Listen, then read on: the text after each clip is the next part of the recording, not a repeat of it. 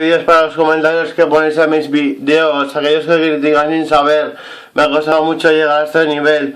Gracias a Santa María, mi DJ, estoy llegando lejos en el mundo del rap sideral. Os dejo fuera, como si fuera el monarca, aunque ya lo seré algún día. ¿Qué pasa? Es mi puta melancolía, con destreza y agudeza te lo canto, porque simplemente achanto, así es mi canto, simplemente porque tengo respeto, mi reputación callejera es intachable, sangrando sigo peleando, no me panico navaja, no me panico navaja, Zaragoza es mía, Zaragoza es mía, y que lo niegue, venga y me lo diga, si lo hago, ¿quién lo diría? Soy el puto amo, ¿quién lo sabría? Cualquiera, desde el grillo lo era. ¿Qué pasa? Aquí es la gran atmósfera. Aquí está mi patria, es España.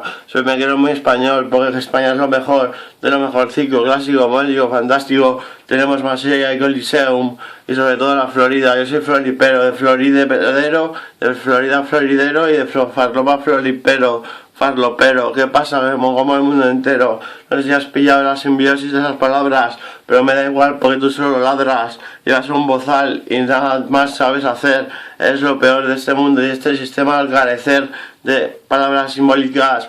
Para escribir en comentarios, hijos de puta, criticáis por criticar. No sabéis escuchar la buena música. Mi música es la puta jefa, es crema. No puedes meterte con una crema tan sublime.